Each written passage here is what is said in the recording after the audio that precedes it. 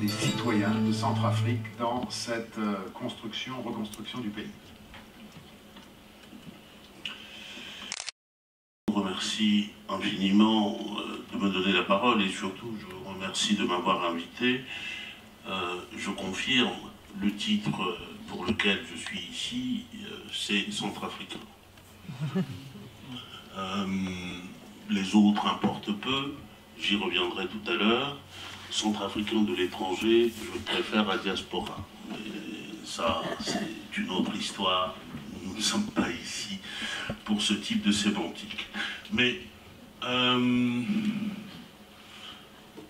et en tant que centrafricain, je ne peux pas m'empêcher de commencer d'abord par jeter comme ça quelques réactions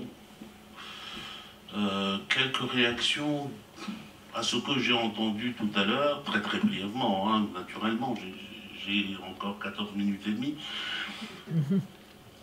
Première réaction, la République centrafricaine, j'espère que dans le débat nous y reviendrons, la République centrafricaine, de par sa population, de par sa géographie, de par son histoire, n'est pas un pays des extrémismes. Et pas des extrémismes religieux, je l'ai déjà dit à une autre occasion, et ce qui est arrivé là doit être interprété à la lumière de cela.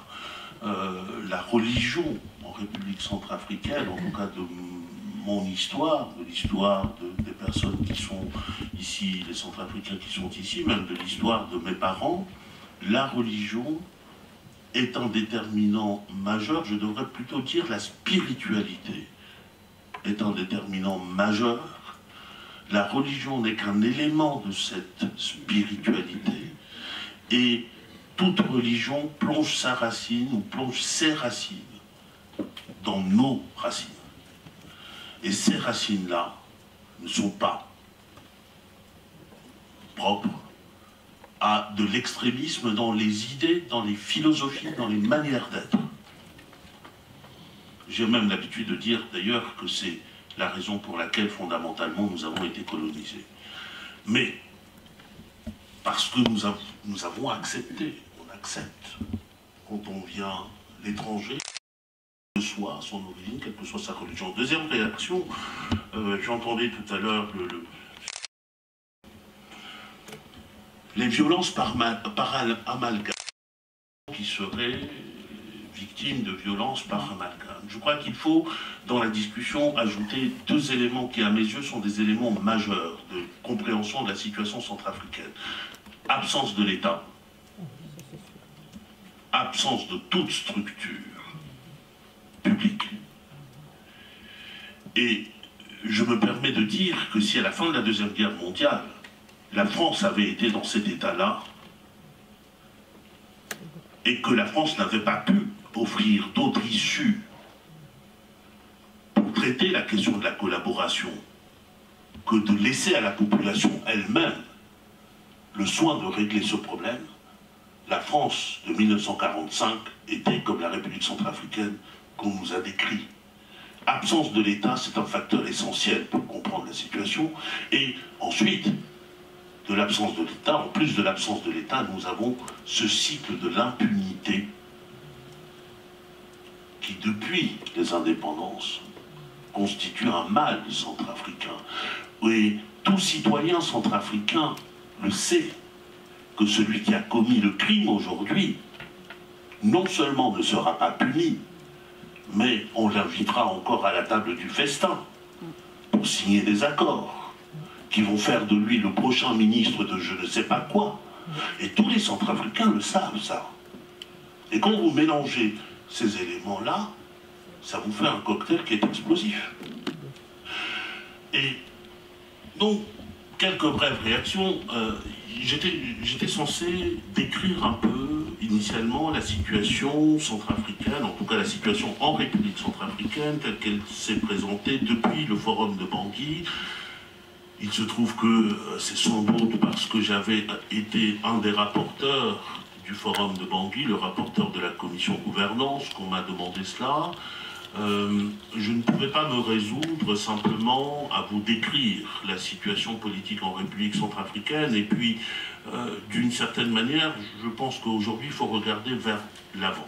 Et vers l'avant, c'est répondre à la question qui nous est posée, est-ce que la paix durable en Centrafrique est possible? Je pense que oui. La paix est possible. Cette paix, elle peut être durable, mais elle ne peut l'être qu'à une condition, et je me réjouis particulièrement que la lumière, le projecteur soit mis sur les Centrafricains. Vous aviez raison de le dire tout à l'heure, la solution, j'en suis convaincu, nous sommes nombreux à en être convaincus en République centrafricaine, la solution, elle est centrafricaine. Et elle n'est pas centrafricaine de n'importe quelle manière, elle est centrafricaine parce qu'elle appartient aux citoyens centrafricains. Pas au pouvoir, pas aux groupes armés, même s'ils ont la puissance, même s'ils ont l'art retors de tourner dans tous les sens, mais je pense qu'aujourd'hui, la solution, la paix durable, ne peut passer que par là. Et quand je dis cela, je veux dire 2 ou 3 choses précises. Elle passe par les citoyens parce que, aujourd'hui, les citoyens se doivent d'occuper le terrain. Et ils l'occupent, ils commencent à l'occuper. Se doivent d'occuper le terrain, tous les terrains, le terrain idéologique, le terrain concret, le terrain pratique, le terrain économique. Tout cela doit être occupé parce que je crois profondément que, en tout cas, voilà le premier message. Et le deuxième qui ramène aux citoyens, c'est que je crois aussi, et il y a un certain nombre d'actions aujourd'hui en ce sens-là, qu'il appartient aux Centrafricains d'imposer à quiconque d'être au centre de l'action publique. Et en réalité, ce que je suis en train de dire, c'est que la condition de la paix en République centrafricaine, et d'une paix durable en République centrafricaine, c'est que nous brisions un cercle vicieux aujourd'hui. C'est que une sorte de cycle infernal qui a existé depuis les indépendances, voire avant les indépendances, doit être brisé aujourd'hui. J'ai eu l'occasion, j'avais été invité par le Secours catholique de décliner ça surtout autour de mots. Aujourd'hui, je ne le ferai pas, je vais parler de faits, mais les mots, j'y reviens un instant si vous le permettez. Je l'avais décliné autour de mots, quelques mots. En Centrafrique, vous avez des mots vous avez des mots magiques, qui malheureusement, dans certaines histoires, les mots magiques, ce sont des ouvreurs de portes, c'est des clés pour ouvrir des portes magiques. En Centrafrique, ça les ferme. Dialogue inclusif. Ça veut dire quoi? Qui serait contre le dialogue inclusif? Le dialogue et l'inclusion, ce sont des valeurs positives, par excellence. Dialogue inclusif, vous le mettez dans le contexte centrafricain, ça vous produit l'absolution des criminels pour qu'ils reviennent au pouvoir.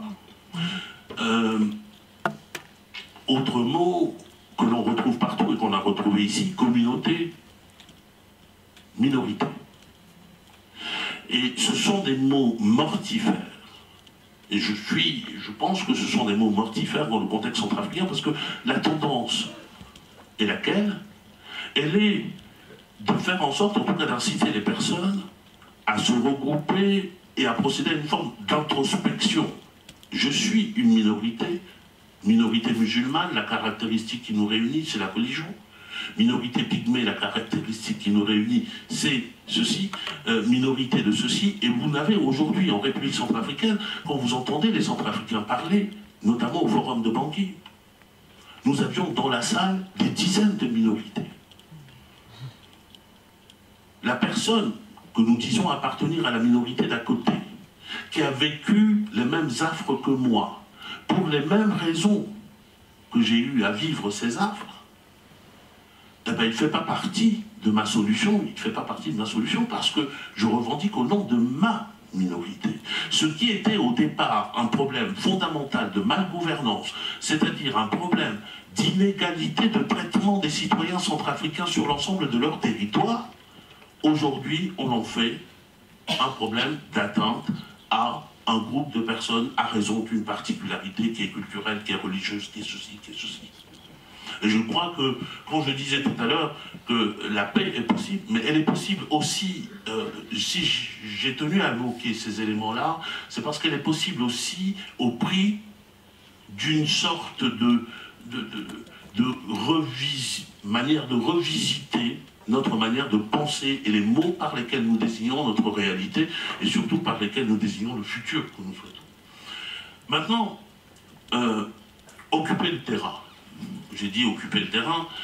Occuper le terrain, c'est reprendre d'abord la place que nous avons à différents titres désertée depuis un certain temps pour des raisons diverses. Je dis nous, centrafricains, mais peut-être aussi les amis sincères de la République centrafricaine, et ceci pour des raisons extrêmement diverses.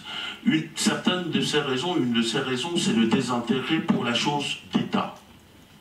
Le désintérêt pour la chose d'État qui, pour nous qui avons vécu en République centrafricaine pendant très longtemps, nous savons que la chose d'État n'est pas nécessairement une chose publique. Et qu'elle n'est pas nécessairement guidée par l'intérêt général.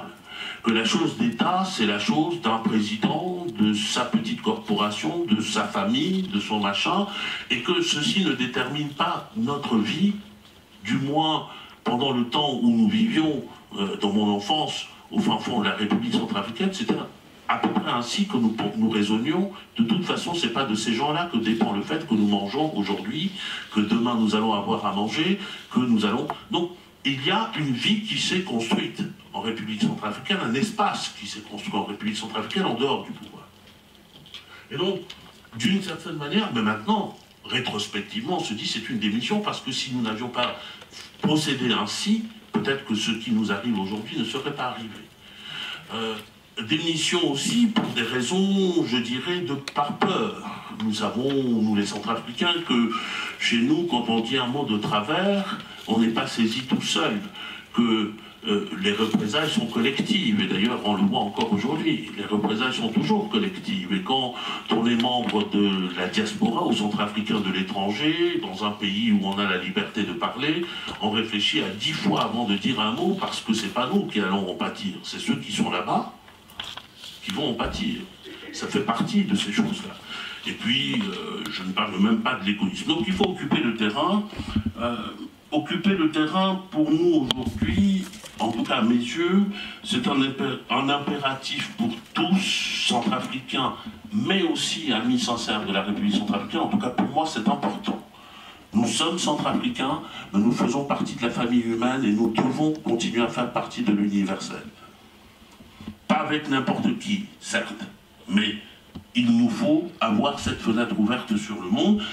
Mais pour revenir aux Centrafricains, cela suppose que nous nous acceptions, ça a déjà été dit par les chefs religieux, les leaders religieux, je n'y reviens pas, mais cela veut dire aussi que nous avons nous-mêmes une forme de nouvelle conscience à avoir, notamment lorsque on nous présente comme appartenant à l'intelligentsia centrafricaine, où il y a une tendance, notamment dans les réunions de la diaspora ici, qui sont fréquentées par des personnes qui ont été à l'école, qui ont fait des études, qui ont réussi dans la vie, qui ont des compétences manifestes. Nous avons une sorte de fâcheuse tendance à toujours considérer que la solution en République centrafricaine vient de nous, que l'intelligence centrafricaine est concentrée entre nos mains et dans nos têtes, et que, après tout, il n'y a que nous qui pouvons relever le pays. Je crois fondamentalement que nous ne le pourrons que si nous faisons confiance à ce que nous appelons, ce que je considère comme étant l'intelligence centrafricaine. Je suis professeur à la Sorbonne, certes. Mon père, c'est un cultivateur de café avec un hectare de café au fin fond de la Centrafrique. Et pour moi, ça reste toujours une référence intellectuelle. Si je renie cette référence-là, et cet enracinement-là, je ne suis plus. Je peux rester professeur à la Sorbonne. En tant qu'homme, c'est autre chose. Je pense qu'il faut que nous refassions confiance à notre propre intelligence, parce que ce que nous expliquons sur la manière dont nous avons vécu en intelligence, malgré, au-delà des religions, au-delà des cultures, au-delà, ceci c'est l'intelligence centrafricaine. Et ceci, ce n'était pas nous, c'était nos parents, qui étaient cultivateurs, éleveurs, pour l'essentiel, ou commerçants. Et donc il y a une sorte, pas de mea culpa, il ne faut pas pousser trop loin, mais nous devons avoir conscience de cela. Et puis, cela signifie aussi que les victimes d'aujourd'hui et leurs bourreaux doivent parvenir au pardon. Parvenir au pardon, c'est-à-dire au pardon demandé d'abord, et au pardon accepté ensuite. Ce n'est pas facile. On est dans un autre registre, dans le registre de l'humain, du religieux peut-être. Mais je pense que c'est un processus qui nous est nécessaire aujourd'hui en République centrafricaine, et depuis d'ailleurs que ces violences endémiques se déroulent en République centrafricaine, vous n'avez personne qui demande vraiment pardon, aucun bourreau qui ne demande pardon. Ou alors le bourreau vous dit pardon à travers un journal pour vous dire faites-moi encore confiance que je revienne au pouvoir. Il n'y a pas de vrai pardon qui est demandé. Et ceci, je dis bien que c'est du registre de l'humain et du religieux, ce qui veut dire qu'à mes yeux, ce pardon-là n'exonère pas des crimes qui ont été commis aux yeux de la loi centrafricaine et la loi internationale. L'un des cycles que nous devons briser aujourd'hui, c'est le cycle de l'impunité. Et le pardon ne peut pas venir sans qu'il y ait ça. Et enfin, occuper le terrain pour faire valoir, je disais tout à l'heure que la politique, le droit peut-être aussi, doivent avoir pour boussole les personnes, les individus, les citoyens, mais aussi avoir pour seule mesure, seul instrument de mesure, la prospérité des citoyens ou la prospérité des populations et leur bonheur. Je dis cela, ça peut apparaître comme une forme d'évidence quand c'est vu d'ici. De la République centrafricaine, c'est pas le cas. Et de la République centrafricaine, on me dira, c'est une utopie. Bon, admettons que ce soit une utopie. Moi, je ne crois pas que ce soit une utopie, pour deux raisons. La première raison, c'est qu'aujourd'hui, à l'heure où nous parlons, nous avons des opportunités. On a parlé tout à l'heure des élections, des votations. Nous avons des opportunités qui se présentent à nous. Et ces opportunités-là, nous pouvons au moins essayer, en tant que citoyens, de les transformer. La première opportunité, c'est le référendum constitutionnel qui devrait avoir lieu le 13 décembre. Mais c'est une opportunité un peu bizarre. Moi, personnellement, et dans le cadre du mouvement citoyen qu'avec un certain nombre de compatriotes nous avons lancé, nous avons cette position de dire que le référendum constitutionnel doit servir à transmettre deux messages. Premièrement, que nous voulons aller aux élections. C'est paradoxal, n'est-ce pas? C'est un référendum constitutionnel, c'est pour adopter un texte. Mais le premier message que nous devons transmettre, c'est que nous voulons aller aux élections, parce que l'enjeu du référendum constitutionnel n'est pas le fond du texte. J'y reviendrai dans un instant. Ce texte est mauvais, mais nous savons aussi que si cette constitution n'est pas adoptée, il ne peut pas y avoir d'élection présidentielle. La Cour constitutionnelle centrafricaine l'a dit très clairement dans une décision d'avril 2015. Il faut une constitution pour aller aux élections. Et puis le deuxième message, c'est de dire, nous exigeons de ceux qui vont se présenter aux élections présidentielles qu'une fois élus, parmi les premiers chantiers, il y ait le chantier de la réécriture de la Constitution. Pour que la loi fondamentale centrafricaine ressemble aux Centrafricains, et que cette loi fondamentale puisse porter le projet des Centrafricains de vivre ensemble. Et cette exigence-là, elle doit être justement portée parce que, à mon avis, la Constitution que nous sommes appelés à adopter le 13 ne répond pas à ces conditions-là. On ne peut pas l'appeler la loi fondamentale des Centrafricains. D'abord parce qu'elle n'a pas été produite par les Centrafricains, elle a été le produit des organes de transition et donc notamment du Conseil national de transition, dont je ne reviens pas ici sur le caractère légitime ou illégitime, mais c'est cela l'origine. Et L'autre origine que nous connaissons très bien, en République centrafricaine, les constitutions centrafricaines sont écrites par des mains étrangères. Parce qu'il y a une expertise qui est financée par les bailleurs de fonds, et lesquels bailleurs de fonds pensent toujours, ils ont leur cercle d'experts internationaux, c'est la France, c'est la francophonie, c'est les Nations Unies, et vous avez tous les experts que vous voulez, pas un seul centrafricain dedans. Donc, ce n'est pas un produit centrafricain, et puis, c'est un texte qui a été établi au mépris des principes que les centrafricains ont voulu. Je reviens encore, peut-être pour la dernière fois, sur le forum de Bangui. Les centrafricains critiquent beaucoup le forum de Bangui. Mais je considère, et je continue à considérer, que de ce forum de Bangui, où il y avait environ 700 représentants de l'ensemble du territoire et de l'étranger, y compris des villages reculés de Centrafrique, on avait sorti, je crois, un ensemble de 15 principes.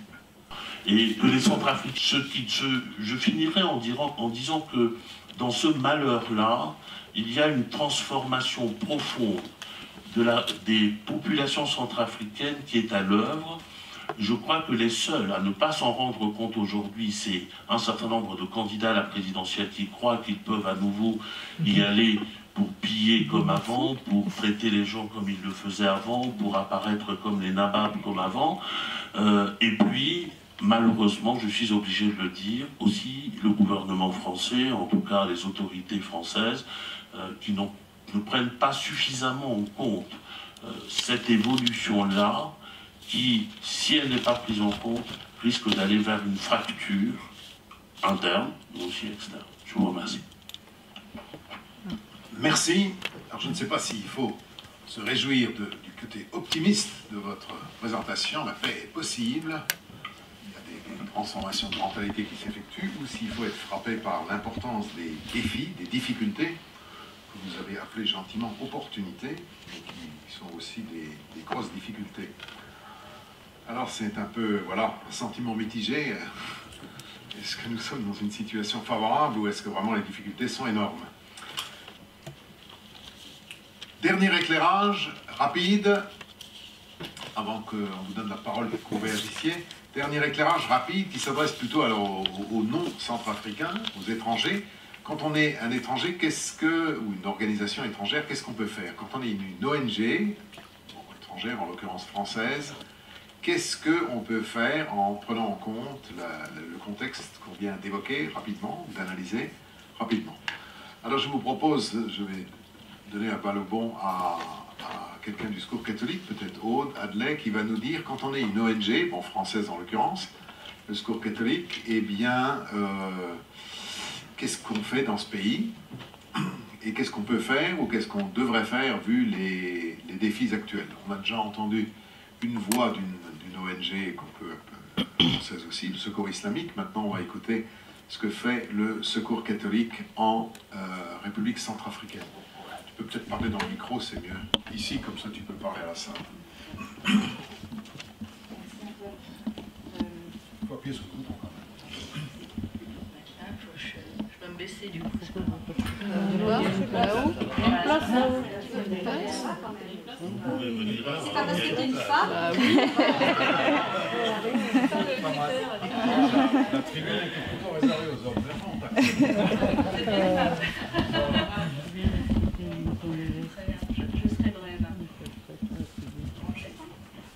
Ça marche. Très bien.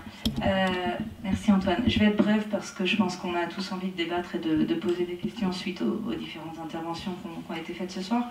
Je m'appelle Aude Adley, je me présente vu que le diaporama ne marche plus. Je suis chargée des programmes sur l'Afrique centrale au sein du Secours catholique.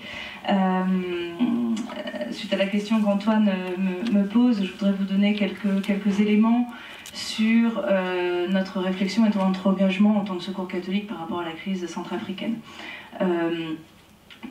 Je pense que vous connaissez les modalités d'action du Secours catholique, mais juste quelques rappels qui me paraissent importants. Nos modalités d'intervention c'est une intervention dans la durée auprès de partenaires locaux. À ce titre-là, on n'a pas d'intervention, nous, comme opérateurs dans les pays avec lesquels nous travaillons. Et nous intervenons dans la durée. Donc en ce qui concerne la République centrafricaine, c'est un pays qu'on connaît bien au niveau du secours catholique. Depuis plusieurs décennies. Voilà, donc on a une longue amitié, une longue tradition de travail avec des partenaires locaux, d'églises, de sociétés civiles, avec un engagement généraliste et multidimensionnel dans les champs de l'urgence, de la reconstruction, de la réhabilitation, du développement, du plaidoyer. Depuis la dernière crise, puisqu'on l'a rappelé, la Centrafrique a malheureusement vécu une succession de crises, on a tâché d'agir sur plusieurs fronts, toujours en appui à nos partenaires locaux, en incluant une réflexion plus large sur cette crise qui, comme nos intervenants l'ont rappelé, prend une dimension toute particulière et ne ressemble pas aux crises précédentes qu'a connues le pays. On a donc, depuis le début de cette crise, tâché d'agir sur différents fronts, toujours en appui à nos partenaires locaux, donc à la fois sur de la réponse humanitaire, vu l'ampleur des besoins, notamment les besoins vitaux des populations déplacées, également une aide d'urgence auprès des populations retournées au Tchad, comme l'évoquait notre collègue du Secours islamique. Des actions également dans le champ de la réhabilitation. Chaque fois qu'on a pu voir des situations dans lesquelles nos partenaires nous disaient qu'une relance de processus de développement était envisageable, on a tâché d'accompagner ces processus-là pour encourager un retour à la normalité, avec plus ou moins de difficultés. Ça a pu concerner par exemple de l'aide à une reprise économique, une reprise agricole, reprise aussi d'activités scolaires. Voilà, ce type d'action. On essaye aussi de façon très ciblée, je pense que ça c'est assez particulier dans le contexte de ce que vit la Centrafrique actuellement, d'être présent auprès de nos partenaires sur des initiatives qui vont concerner les questions de paix, de citoyenneté, de cohésion sociale, avec différents types d'actions, des initiatives parfois spécifiques. Je pense au travail qu'on fait en collaboration avec ATD à Bangui, les amis d'ATD sont présents ce soir. Il y a aussi un certain nombre d'activités qu'on a souhaité appuyer de façon transversale dans des projets, c'est-à-dire dans des projets, on va dire, de réponse humanitaire, de relance du développement, d'essayer d'avoir une attention particulière aux enjeux de cohésion sociale, aux enjeux de dialogue, un peu beaucoup de parler de réconciliation et d'essayer de tirer dans ce sens-là. Encore une fois, les projets que nous appuyons sont des projets qui viennent des populations, qui viennent des communautés, et nous sommes dans un positionnement d'accompagnateur. On a également développé un programme qui vise à travailler sur la question des traumatismes et de la promotion de la résilience, de façon aussi à penser les plaies et à permettre à la population d'aller de l'avant. C'est une réflexion et une action qu'on a pu mener dans d'autres contextes de crise en Afrique, je pense notamment au Rwanda, mais dans d'autres situations également. Et par rapport au déchaînement de violence en Centrafrique, par rapport à cette nouvelle violence en Centrafrique, on a estimé avec nos partenaires qu'une telle action visant à travailler sur la gestion des traumatismes et la promotion de la résilience pouvait avoir un impact important. Cette action se mène notamment auprès des jeunes, des enfants, de façon aussi à donner un petit peu de gage pour l'avenir. Notre action ne se limite pas aux actions de terrain, on a essayé aussi fortement d'être présent dans le champ du plaidoyer, là aussi en relais, en appui aux initiatives de nos partenaires locaux, je pense notamment à l'Église. Ça s'est traduit par des rencontres avec les pouvoirs publics, ça s'est traduit par un travail interassociatif, ça s'est traduit également par des actions pour sensibiliser l'opinion publique française. À ce titre, je mentionnerai ici un travail qu'on a mené depuis 2013, donc chaque année une tribune interassociative qui est publiée dans La Croix. Vous avez eu à l'entrée de la salle la tribune qui est sortie donc en 2015. La première tribune, et je pense que ça montre bien un petit peu aussi l'évolution du contexte et de notre réflexion, la première tribune en 2013, c'était un cri d'alarme, un cri d'alerte pour dire n'oublions pas la Centrafrique, des choses graves se passent dans ce pays. N'oublions pas ce pays. La deuxième tribune en 2014 se situait dans le contexte où la résolution des Nations Unies venait d'être votée par rapport au déploiement des casques bleus, et il y avait une tendance un petit peu de certains analystes ou acteurs pour dire bon ben voilà, la Centrafrique c'est bon, le travail de plaidoyer ça s'arrête, il va y avoir les casques bleus, voilà. Donc on a voulu avec les autres collègues associatifs se positionner pour dire voilà, il y a une action qui est faite, il y a un positionnement de la communauté internationale par rapport au déploiement des casques bleus, mais les défis restent entiers, et c'est pas parce qu'il y a une intervention internationale que cette intervention internationale va tout résoudre, et on avait mis en avant dans cette tribune le rôle et la place des acteurs locaux. En 2015, donc la tribune qui est disponible à l'entrée, on a voulu insister fortement sur la question de la transition et du processus électoral, là aussi pour dire que de notre point de vue et du point de vue de nos partenaires, cette transition était importante, ce processus électoral était effectivement, comme on l'a rappelé ici, une étape incontournable, mais que bien évidemment ce n'était pas la fin des difficultés, et qu'il y avait un certain nombre d'enjeux bien plus structurels, bien plus de long terme qu'il fallait traiter. Et là aussi, par rapport à une tendance de la communauté internationale qui est un peu de pousser aux élections, entre guillemets, pour se débarrasser du dossier centrafricain, on avait voulu marquer notre attachement à rester présent auprès des partenaires centrafricains dans la durée pour répondre à un ensemble de défis qui, d'autres l'ont rappelé mieux que moi, touchent à des questions, on va dire, structurelles, autour de questions de gouvernance économique et politique, auxquelles s'ajoute aujourd'hui, je pense, tout un travail nécessaire sur la question de la citoyenneté, de l'identité, de la construction de l'État centrafricain. Je pense que dans notre réflexion, dans notre travail sur la Centrafrique, on a aussi un rôle à jouer en tant qu'ONG française, qui est d'aider nos partenaires locaux à avoir des espaces d'apprentissage, de réflexion en commun, sortir la tête du guidon en quelque sorte, et avoir aussi le temps de se nourrir de différentes réflexions, de pouvoir partager leur analyse. Ça, je pense que c'est quelque chose qu'on peut aussi travailler avec eux. On a beaucoup essayé ces derniers temps de les mettre en réseau avec différents acteurs, notamment d'autres acteurs africains. C'est quelque chose qu'on va poursuivre. On a une expérience de travail dans un certain nombre de pays du continent africain et au-delà. Je pense que sur un certain nombre de sujets tels que les questions de sortie de crise, de justice transitionnelle, de lutte contre l'impunité, d'autres expériences peuvent être aussi partagées avec les acteurs centrafricains et donner des pistes, donner des idées, donner des matières pour la réflexion. L'autre élément aussi pour nous, et c'est un petit peu l'objet, le souhait qu'on a eu en organisant cette conférence ici avec la CEF, c'était de se dire, nous aussi on a besoin d'aller plus loin dans l'analyse et la compréhension de la crise centrafricaine. Voilà, il y a des initiatives très intéressantes qui ont lieu aujourd'hui. Je mentionnerai uniquement l'Observatoire Pharos. Je pense que beaucoup d'entre nous ont eu connaissance du travail que fait Pharos sur la compréhension de la crise centrafricaine. Voilà, on cherche aussi à développer ce travail de recherche-action, d'aller-retour entre des chercheurs et des praticiens comme nous, entre nos partenaires centrafricains, des partenaires d'autres pays, voire d'autres continents. Donc, ce que je veux dire par là, c'est que je pense qu'on a aussi, au-delà de l'action de terrain qu'on peut soutenir, qu'on peut encourager, je pense qu'on a aussi un rôle important à jouer en tant qu'ONG sur de la mise en réseau, à la fois entre partenaires. Voilà, c'était principalement ce que je voulais partager, donc sur une action, on va dire, multidimensionnelle, dans la durée, et en partenariat, en réseau et en appui aux acteurs locaux. Voilà, je crois que c'est quelques éléments.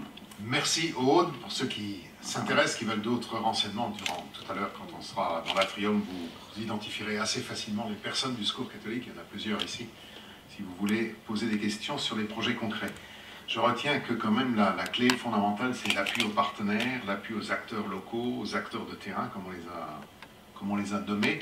Donc vous voyez que ce n'est pas contradictoire avec une vision centrafricaine qui consiste à dire que les citoyens doivent reprendre conscience de leur rôle, de leur responsabilité de citoyens. Je vous propose sans plus attendre un premier tour de questions, d'interventions. Voilà, alors on va essayer d'être bref, on va commencer, on va prendre un premier tour. Allez, vous avez la parole, il faut appuyer sur le bouton rouge et vous y allez. Merci.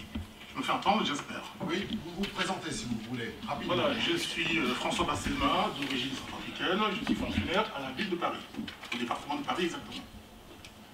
J'écoute avec beaucoup d'attention les différents intervenants, et comme centrafricain, rapidement, et en plus, je suis très heureux d'ailleurs de me retrouver dans cet édifice, vu que nous souhaitons vivement, nous tous les centrafricains, que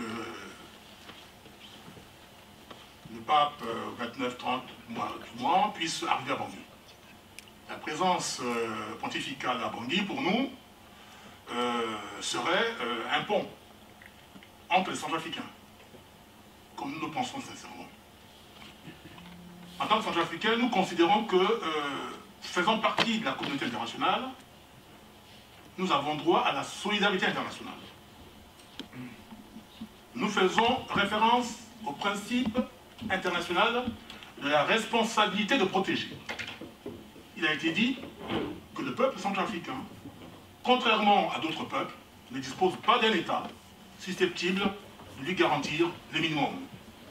Dans ces conditions, il y a la communauté internationale qui doit se substituer à cette défaillance de l'État, à ce vide, pour faire bénéficier au peuple centrafricain sa solidarité, le protéger.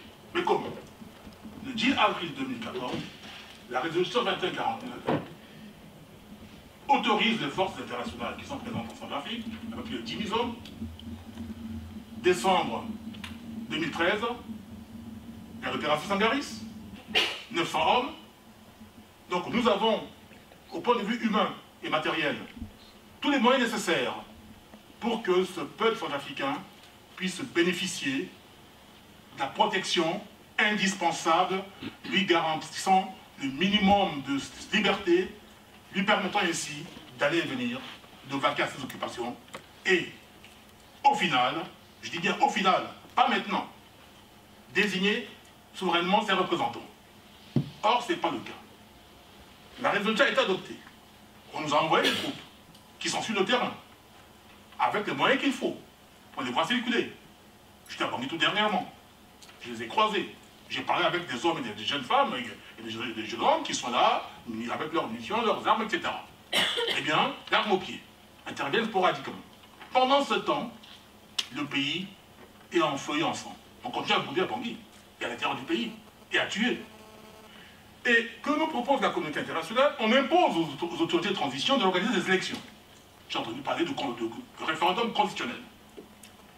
Nous étions à Bangui, oui, nous aspirons à la gestion des affaires de notre pays. Nous aspirons à la présidence de la République africaine. Mais en même temps, nous refusons de participer à des élections dans les conditions que la communauté internationale nous impose.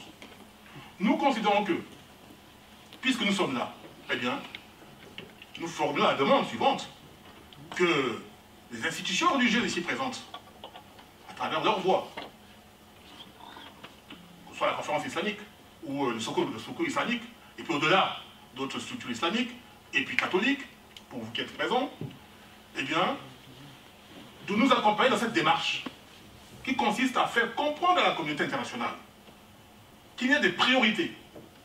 Parce que la question qui se pose en Centrafrique aujourd'hui, ça a été dit, nous ne sommes pas confrontés à un problème de conflit religieux. C'est un problème d'abord de misère, d'absence d'État, d'absence de structure administrative, et pour finir, puisque en tout cas on va y revenir, nous pensons que la priorité aujourd'hui, c'est d'abord mettre en place les institutions administratives avant les institutions politiques qui doivent découler d'éventuelles élections. Voilà. Merci. Donc c'est à la fois des éléments d'information, en même temps une prise de position très ferme avec laquelle certains sont d'accord ou pas d'accord. On va passer la parole S'il vous plaît, assez bref, comme ça, un maximum de gens courants. On va d'abord donner la parole à la dame du fond, là, pour entendre des voix féminines. Jusqu'à présent, ce n'est pas très respecté, la légalité. À vous. Bonsoir, moi c'est Eulalie Komati. Je suis sœur missionnaire de l'Évangile, avant sœur de charité de Sainte-Marie. Et je suis centrafricaine. C'est ma 3e année en France. Et j'ai été à Bangui au mois de juillet et je suis revenue en septembre, mi-septembre. J'ai 4 points, je ne sais pas si c'est des remarques à faire. Le premier point concernant M. Thierry, quand il avait parlé de le pour la guerre religieuse ou concernant la Centrafrique, quand il a dit à un corps de musulmans, c'est vrai, moi je dis il ne faut pas qu'on s'arrête en route. Il y a eu une continuité. Quand il y avait eu le corps de musulmans, il y avait eu des musulmans qui égorgeaient des autres, maison par maison. Il faut que ça soit équilibré, pour que les gens ne voient pas que c'est seulement un côté qui réagit. Il y avait eu les choses affreuses. Voilà. Deuxième point, concernant M. Kalibou, voilà. Il avait parlé de lien entre la Centrafrique et le Tchad. Je suis d'accord avec vous. Moi, je dis qu'il n'y a pas le dialogue entre les Centrafricains et les Tchadiens, ça va toujours rester difficile. Parce que tout le monde sait ce qui se passe entre le Tchad et la Centrafrique. Il y a un problème de ressources naturelles, tout le monde le sait. Et à côté de ça, on voit le comportement du président de Tchad influencé sur la Centrafrique. Tant qu'on ne se met pas autour d'une table pour parler, ça va être toujours difficile. Troisième point, quand le professeur avait parlé de solutions paix durable en RCA, je suis d'accord quand il avait évoqué l'absence de l'État. Ce que j'ai vécu quand j'étais en juillet là-bas, il y a la force internationale dans la capitale.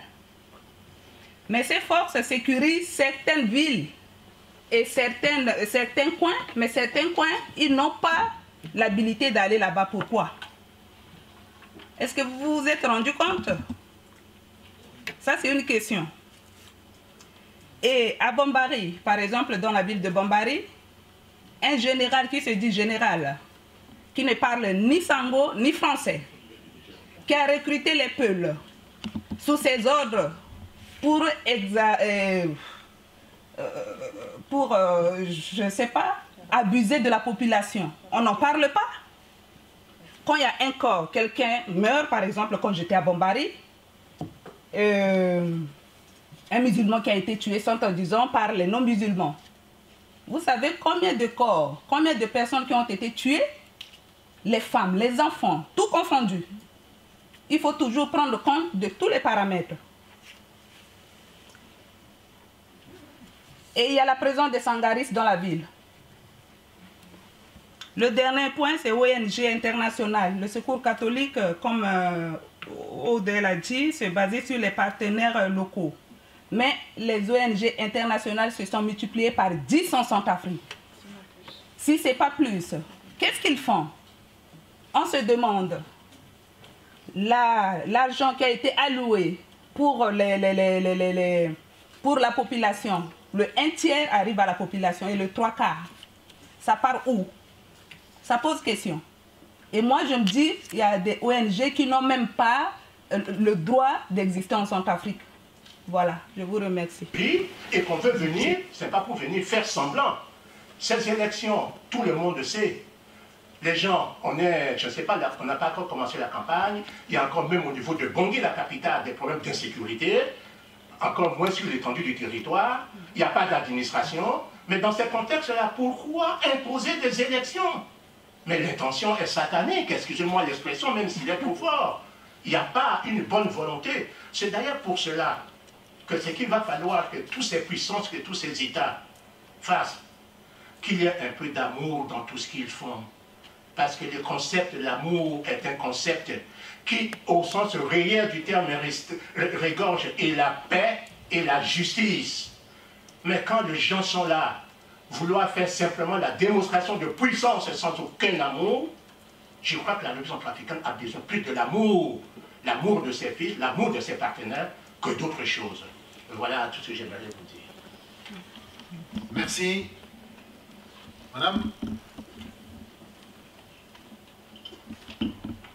Merci d'abord au Secours catholique pour cette initiative. Et... Présentez-vous aussi. Je suis Madame Montaigne Antoinette, ancienne ministre de la Réconciliation nationale, qui a élaboré la stratégie de réconciliation qui s'est déroulée jusqu'au Forum de Bangui. Et je voulais avant tout saluer le Secours catholique de continuer à veiller sur la République centrafricaine à travers les initiatives qui sont prises et l'opportunité que nous avons ici de débattre. Et je voulais aussi remercier tous ceux nombreux qui sont venus ici, les ONG françaises qui aident la République centrafricaine depuis de nombreuses années. Je voulais faire quelques observations pour que, je crois que les deux compatriotes qui se sont exprimés ici et la compatriote religieuse qui s'est exprimée montrent une certaine lassitude des Centrafricains face à la persistance de cette crise qui n'en finit plus. Et l'occasion, mes observations ont vocation ici à faire préciser un certain nombre de choses qui ont été dites qui sont dangereuses. Et Maître Sando vient de le dire. Sur le plan juridique, les retournés, c'est qui? Ce sont des Centrafricains ou pas des Centrafricains? C'est très important pour nous, parce que si les choses sont laissées comme ça, demain on risque d'avoir des problèmes avec nos voisins, alors que ce n'est pas notre intérêt ni les intérêts de nos voisins. C'est très important qu'on sorte de ces retournées. C'est qui? Ce sont des Centrafricains ou pas? C'est important. Et l'occasion de dire que les vagues successives de Tchadiens qui sont arrivés en Centrafrique, c'est un pays voisin avec lequel nous avons beaucoup de liens. Entre Centrafricains et Tchadiens, on s'appelle Aou, ça veut dire cousin. Moi qui vous parle, j'ai 2 nièces de père tchadien, un aux États-Unis et un arrivé en France la semaine dernière. C'est pour vous dire que les liens que nous avons avec le Tchad ne sont pas des petits liens, ce sont des liens filiaux. Et donc, c'est très important que nous sachions que les vagues successives de Tchadiens qui sont arrivés en Centrafrique ne sont pas tous des Centrafricains. Comme en France, les vagues d'immigration qui sont arrivées ne sont pas tous des Français. C'est très important. Sinon, on continue, ce n'est pas parce que c'est la République centrafricaine qu'il n'y a pas de règles. L'État s'est effondré, mais il y a des règles qui ont vocation à être réavivées, comme l'a dit Jean-François Akandji-Komi. Et je voulais l'occasion de le remercier d'avoir précisé 3 choses que nous devons retenir ici. La République centrafricaine n'est pas un pays d'extrémisme, ni social, ni culturel, ni idéologique, ni religieux. C'est très important. Ce que vit ce peuple n'a rien à voir avec sa philosophie ou sa vision de la société et du monde. Deuxième chose, il a dit que l'État centrafricain s'est effondré. C'est une réalité. S'il y a eu cette connotation religieuse de la crise, c'est parce que les populations ayant vu les uns et les autres s'agresser mutuellement, chacun s'est cru autorisé à tuer l'autre avant qu'il soit tué. C'est la peur. Je n'ai pas entendu ce mot de peur ici. Les amalgames, c'est la peur, c'est rien d'autre. Donc c'est très important de le dire. J'ai été ministre de la Réconciliation, j'ai parlé aux gens, les uns et les autres, et j'ai pu comprendre que c'était la peur, parce que l'État n'est plus là pour défendre les gens. Il n'y avait plus de gendarmes, il n'y avait plus de policiers, il n'y avait plus de militaires. Et bien, la rumeur et la panique de voir des corps éventrés, etc., passez-moi de vous parler crûment, mais les personnes avaient peur d'être tuées et commençaient à tuer leurs voisins. Pas parce qu'ils étaient musulmans, parce que leurs voisins étaient un danger. Et ça, je ne l'ai pas entendu ici. C'est très important de le dire.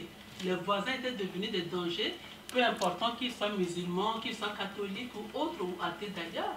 C'est parce que le voisin était identifié au danger. Donc c'est très important que nous sortions d'ici avec ces précisions dans nos esprits pour ne pas que la RCA continue d'avoir de fausses représentations ou que les amis de la RCA qui sont nombreux ici partent avec ces représentations qui ne sont pas la réalité de la situation. Et je voulais revenir sur la question de ce qu'on pouvait faire pour sortir, avoir la paix durable. Nous avons mis en place un processus de réconciliation nationale. Ce processus de réconciliation nationale est dit populaire. Ce processus, je l'ai élaboré avec l'appui de tous les partenaires, dont le bureau politique du Conseil de sécurité des Nations Unies, qui m'a envoyé des experts dans le domaine du post-conflit et de la réconciliation. on a élaboré cette stratégie. J'ai proposé cette vision de la démocratie participative que sont les consultations populaires à la base, qui est une innovation en Centrafrique par rapport à cette question que Jean-François a bien décrite, qui est le dialogue inclusif. C'est dans l'esprit des acteurs politiques que Thierry Decoura a bien présenté ici, ces acteurs qui ont eu des discours, hein, qui construisent. Vous voyez, dans ce que j'ai entendu que Thierry a dit, ces acteurs arrivent à insuffler leur vision et leur vision continue de circuler. Et vraiment, excusez-moi Thierry de vous dire ça, ces acteurs, vous voyez, leur discours, vous les avez repris. Vous n'avez pas, vous n'avez pas rendu compte qu'ils vous ont instrumentalisé, véhiculé pour continuer à que leur discours vive à travers vous, parce que vous êtes une tribune internationale également. Et tout ce qu'ils ont dit, c'est pas tout à fait ça. Bien évidemment, ce qu'ils ont dit, il y a des parcelles de vérité, mais on ne peut pas en tirer une conclusion. Et si on ne fait pas attention, mon propos ici, c'est vraiment qu'on sorte de là en sortant de tous ces pièges, notamment des acteurs. Donc, ils viennent dans ce discours, dans ce dialogue inclusif, pour sortir avec deux choses. J'ajouterai la deuxième chose. La première chose, c'est l'impunité. Et la deuxième chose, c'est la promotion sociale et la distribution de l'État et des privilèges. Voilà les deux choses. J'ai présidé la commission Justice et Réconciliation de la commission préparatoire du forum. J'ai entendu des choses. Moi qui vivais en Europe depuis plus d'une vingtaine d'années et qui suis reparti là-bas, j'ai découvert des choses invraisemblables. Donc deux privilèges, l'impunité et les postes.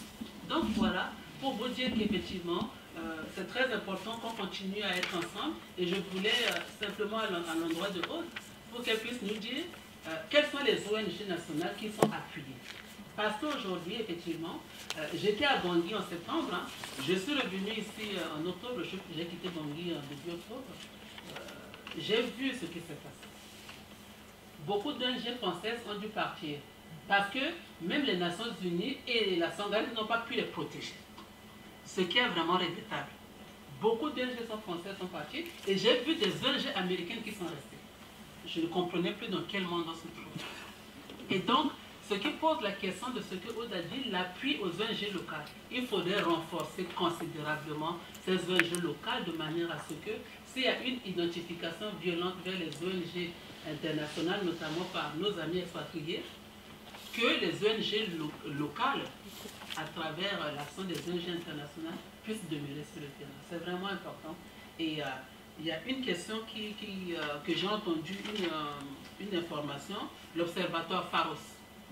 C'est quel observatoire? Parce que tout à l'heure, Jean-François parlait de la nécessité des Centrafricains, pour les Centrafricains de s'approprier les analyses. Et vous voyez très bien qu'on se complète.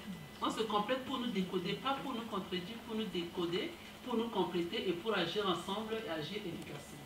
Et moi, avec la petite expérience que j'ai eue, j'aimerais pouvoir être informé et pouvoir apporter tous les experts qui sont ici, contribuer à cet observatoire pour que demain on puisse avoir un diagnostic juste et des solutions justes. J'ai été un peu longue, excusez-moi, mais c'était important qu'on puisse... Merci beaucoup. Merci. On va encore donner la parole à ici, qui a demandé la parole. Vas-y. Oui, bonjour, Régis Gruchy du Secours catholique. Deux questions assez courtes. La première qui porte sur les élections. J'ai eu la chance avec Aude de participer comme observateur aux élections présidentielles de 2011 en Centrafrique, où on a pu constater des listes électorales, on dira aléatoires, avec des listes qui volaient dans tous les sens, et bon, je ne reviens pas là-dessus.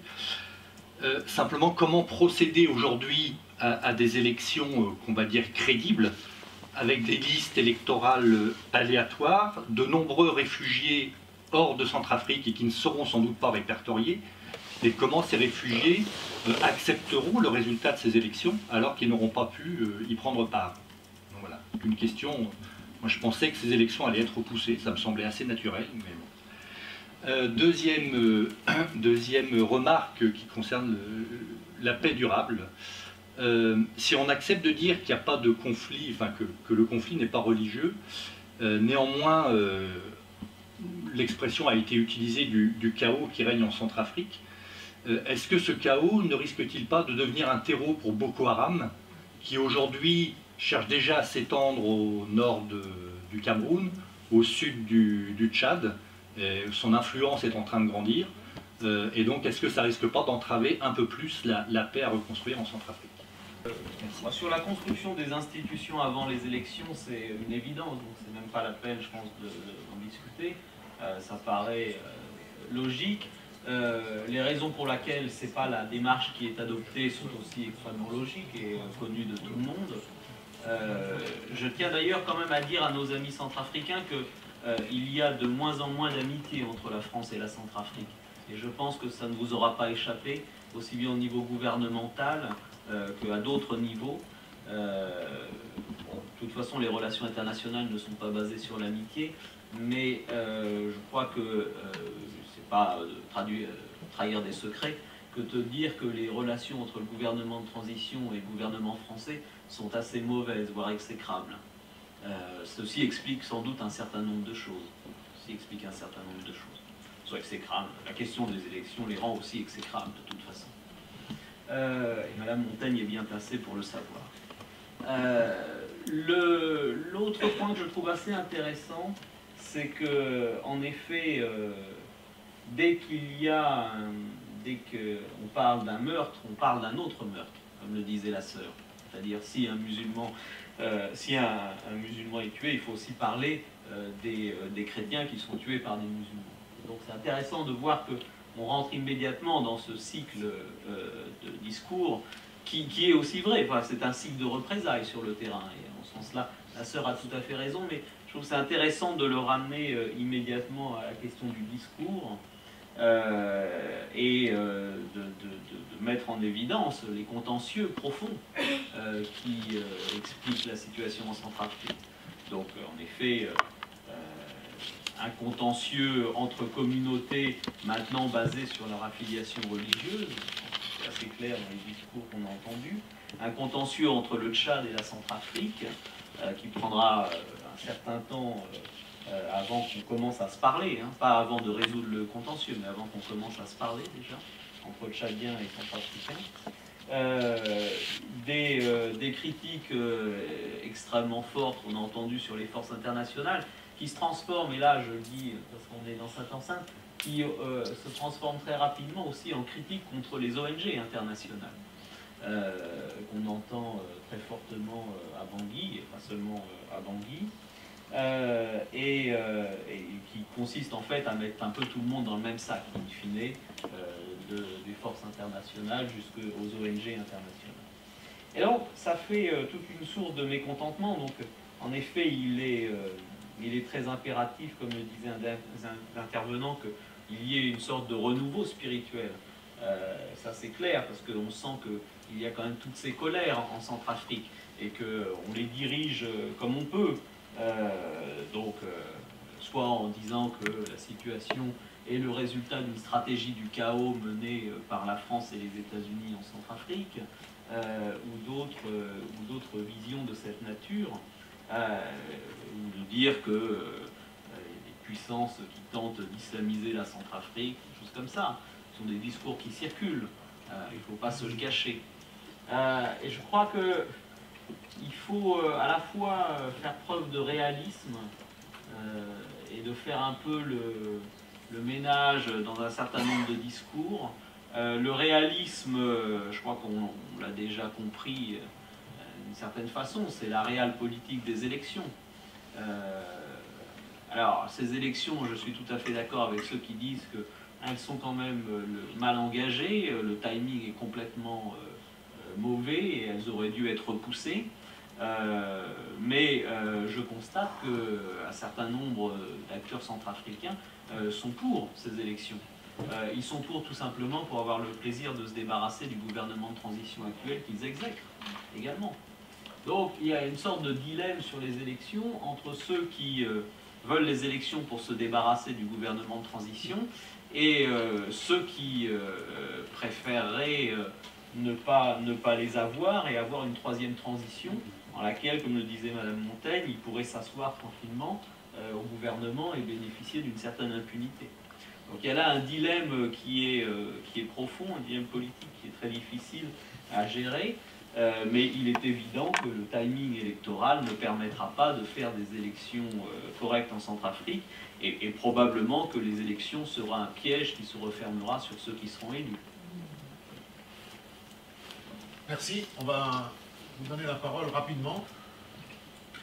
Oui. Peut-être 2 points et après qui ont été posés, j'ajouterai 2 autres, pas directement posés, mais je pense que c'est intéressant de conclure, enfin, du moins à mon niveau par ça. Alors, les retournées. La problématique, je pense, a été posée par le président tchadien lui-même, parce que c'est lui qui a considéré que ces Centrafricains qui sont arrivés comme réfugiés ne sont pas réfugiés parce qu'ils sont des Tchadiens, donc ne peuvent accéder au statut de réfugié et donc à l'aide internationale. Donc, sachant que, ils vont me corriger parce que je ne suis pas spécialiste du droit, mais je pense qu'il y a en Centrafrique il y a le droit du sol. Et les personnes nées en Centrafrique, j'ai lu ça beaucoup donc vous me corrigez si je fais cette erreur.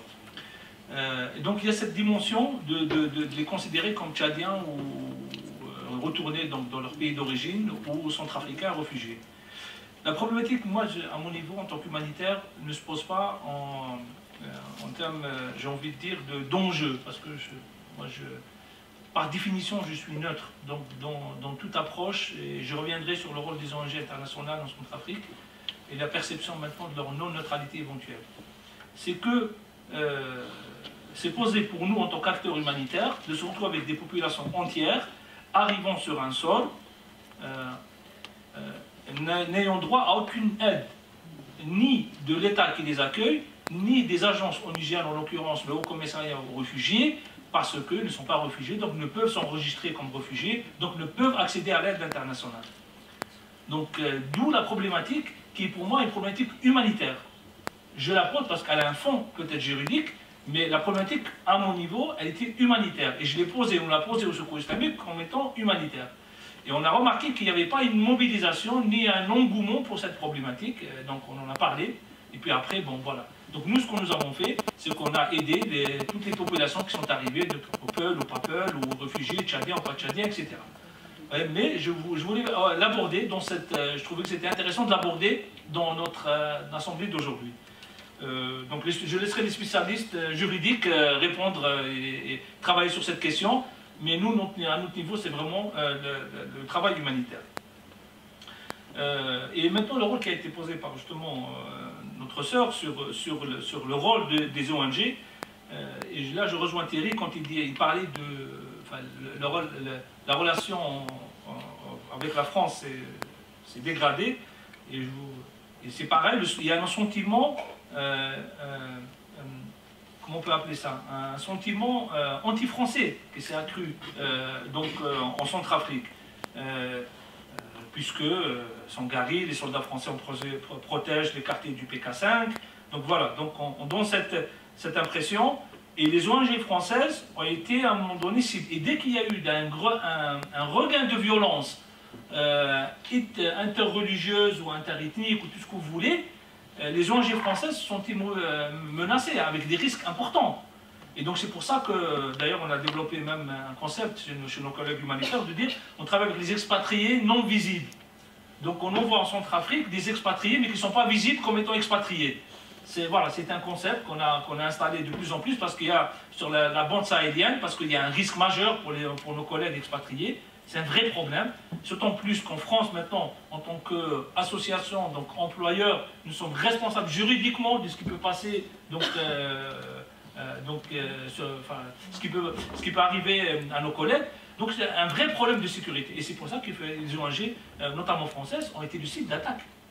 Et donc il y a un sentiment, pas le sentiment, il y a un risque d'insécurité important. Et c'est pour ça que même il y a nos collègues, certains refusent de partir en Centrafrique, parce qu'ils voient qu'il y a un risque de sécurité. Et c'est propagé ça, ce sentiment anti-ONG française à tout ce qui est ONG international aussi. Donc se pose cette question, le rôle des ONG et qu'est-ce qu'elles peuvent apporter dans un contexte d'insécurité important. Ce n'est pas le propre du Centrafrique, juste pour vous rassurer, entre guillemets le mot rassurer, excusez-moi. C'est dans d'autres pays, quand on a, comme actuellement en Syrie, ou dans d'autres pays où il y a une insécurité importante, on a une problématique, nous, en tant qu'opérationnels directs, parce que, contrairement au Secours catholique, nous sommes des opérateurs directs, on envoie nos collègues, ici de France ou d'ailleurs, donc on a une responsabilité importante, et la prise de risque, la prise en compte du risque de nos collègues est un facteur majeur dans le travail. Et le Centrafrique est un exemple, justement, de difficulté des ONG internationales à travailler dans ce pays. Parce qu'on parle que de Bangui. Vous imaginez dans les autres zones? Vous imaginez dans les autres zones? Je vais finir juste... je reprends, parce que tout à l'heure, je n'ai pas fait 15 minutes. Je vous ai économisé 5 minutes. Donc je reprends mes 5 minutes. Oui, parce que je voulais laisser la salle débattre, et après, je compte les 8 minutes. Alors, je pense qu'on a un concept, je voudrais bien le partager avec vous. Je pense que, pour répondre au chaos, je pense qu'on a 3 DDR. Il faut un désarmement, il faut une démobilisation, il faut une réinsertion. Ouais, il faut une réinsertion, parce que le fond, ça reste aussi les problèmes de ressources et de la pauvreté de ce qu'il parle. Si on ne travaille pas sur la réinsertion, c'est effectivement le piège, je vous le rejoins absolument, celui qui va être élu, c'est un vrai piège. Le désarmement, il est vital. Et la démobilisation des gens aussi. Donc il faut absorber tout ce qui est comme haine, etc. Il faut savoir l'absorber. Et puis tout ce qui est réinsertion, parce qu'il faut vraiment penser à la réinsertion. Et là, je rejoins l'imam Kobane, quand je l'ai rencontré ici à Paris, me dit il faut que vous veniez, vous, le Secours islamique, etc. Il m'a dit parce que la communauté musulmane en Centrafrique n'a pas le même niveau n'a pas le même rôle de conscience citoyenne comme peut-être les autres communautés. Et ça manque. Et moi, je pense que la solution aussi pour la Centrafrique, il faut faire très attention à ça, elle doit être inclusive vis-à-vis des musulmans aussi. Combien même minoritaires soient-ils. Parce que sinon, vous avez le Soudan à côté, vous avez, voilà. C'est des pays comme ça. Et quand je parlais tout à l'heure du risque de partage, ou risque c'est un risque qui n'est pas immédiat, mais le prendre en considération. Voilà, donc je voulais finir avec ça. Merci. On va passer la parole, Jean-François. Alors, avec obligation de brièveté, j'ai compris. Vous avez épuisé vos 15 minutes. Voilà. Je ne savais pas que vous teniez la montre, mais attendez, voilà, tenez-la, il faut quand même que je plaisantais.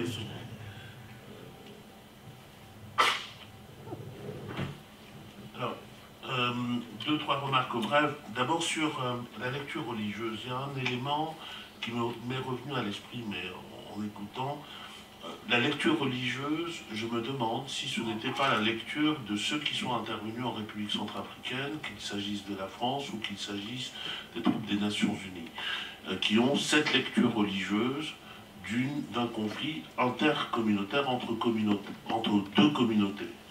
Ce qui a eu un certain nombre de conséquences en actes, telles que par exemple l'exfiltration organisée de certaines populations musulmanes pour être réinstallées dans une partie du pays, et donc la création artificielle d'une majorité musulmane dans cette partie du pays, ce qui ramène dans notre problématique à nous sur une paix durable, la question dont nous n'avons pas parlé ici, mais qui est une question fondamentale en Centrafrique, c'est de la partition. Et sur cette base-là. Et aujourd'hui, vous prenez la carte de la République centrafricaine, vous avez une frontière qui est invisible, mais qui est là. Et à la suite de cela, en lien avec cela, deuxième observation, ça explique peut-être aussi ce qui, pour nous, apparaît comme un jeu trouble de la communauté internationale. L'ambassadeur de France est ambassadeur auprès de la République centrafricaine, mais il s'est attribué, peut-être sur instruction du Quai d'Orsay, le rôle d'ambassadeur auprès des chefs militaires, des troupes, des forces armées non conventionnelles. Il rend des visites officielles à Bambari, en faisant il va à Bambari, c'est la capitale que la Séléka s'est donnée, avec un commandement militaire, avec une organisation militaire. Bon. Et l'ambassadeur de France, régulièrement, il va en visite officielle avec une revue des troupes. L'armée française, les troupes sangaris, sont des troupes qui sont informés, qui accompagnent et qui sécurisent les réunions de la Séléka, qui sont convoquées par des personnages qui font partie de la liste noire du Conseil de sécurité, qui sont donc des personnes poursuivies, que ce soit à Bria, que ce soit à Karabandoro, que ce soit... Donc, vous voyez, il y a un délai, il y a ce jeu de trouble-là qui fait que, troisième observation, on peut comprendre, en plus de l'obligation de protection qui n'est pas assurée, on peut comprendre le sentiment des Centrafricains. Moi, je le comprends. On se dit, ça commence d'abord par une question, mais à quoi ils jouent? À quoi ils jouent? Ce n'est pas de l'ordre de l'intelligible. On ne peut pas comprendre ça. Même s'il s'agit d'une stratégie militaire quelconque, qu'on nous l'explique. Mais j'aurais du mal, on aura du mal à l'expliquer. Donc, c'était... Et puis, pour finir, juste sur ce point-là, ensuite, sur les ONG, malheureusement, je crains qu'il y ait aussi des raisons qui poussent un certain nombre de personnes à voir dans les ONG une sorte d'excroissance des troupes internationales, etc. Vous avez... regardez par exemple l'Union européenne. L'aide de l'Union européenne essentiellement passe par le fonds Bécou. Regardez comment est structuré le fonds Bécou. Le fonds Bécou n'alloue aucun financement à des organisations centrafricaines. Et ceci est significatif d'un état général où on considère qu'en Centrafrique, il n'y a pas de talent, il n'y a pas de compétences. Les compétences doivent être apportées, on doit les apporter de l'extérieur. Et je vous expliquais tout à l'heure à propos d'un certain nombre de choses, la Constitution, les experts, mais ça vaut pour tout. Ça crée, et là on revient sur des schémas d'ordre économique finalement. Vous avez les employeurs, c'est les étrangers, vous avez les salariés, les employés sur place, et les Centrafricains ne peuvent être que dans cette position-là. Au bout d'un moment, ça crée des choses. Ça crée des choses qui ne sont pas belles, qu'on peut comprendre, on aimerait bien que ça cesse, mais il faudrait que l'ensemble de la structure, me semble-t-il, cesse. Et comme on m'avait dit de m'arrêter, je ne parlerai même pas de l'obligation de protection. Juste une minute, oui, pour revenir encore une fois sur la question des ONG internationales. Donc peut-être un peu à contre-courant. Moi, je voudrais quand même saluer le travail que mènent un certain nombre d'ONG humanitaires en Centrafrique. On est, nous, opérateurs via des partenaires locaux, on travaille en appui, en soutien des partenaires locaux. Pour autant, je pense que les modalités d'action, d'organisation qu'on côtoie très quotidiennement, nous, Secours catholique, au sein de Coordination Sud, je pense à l'ACF, à Médecins du Monde, MSF, Human Rights Watch et tout un tas d'autres organisations qui sont actives en Centrafrique depuis plusieurs années. Je pense qu'elles jouent un rôle très important. Si on pense aux aspects vraiment de réponse aux besoins vitaux, au domaine de la santé, au domaine de la nutrition, au travail qui a été fait dans les camps de déplacés, je pense à celui de Mpoko, le plus important au centre de Bangui, je ne voudrais pas qu'on oppose le travail fait par des organisations humanitaires qui ont un mode opératoire direct et le travail que nous, on peut faire via des partenaires locaux. Je pense qu'il y a une complémentarité qui est très importante entre ces modes d'action. Et je pense que vu l'ampleur des enjeux, des défis et des besoins en République centrafricaine, je pense que ce serait vraiment très dommage d'opposer les modalités d'acteurs qui finalement ont tous en commun de répondre aux besoins et aux aspirations des populations concernées.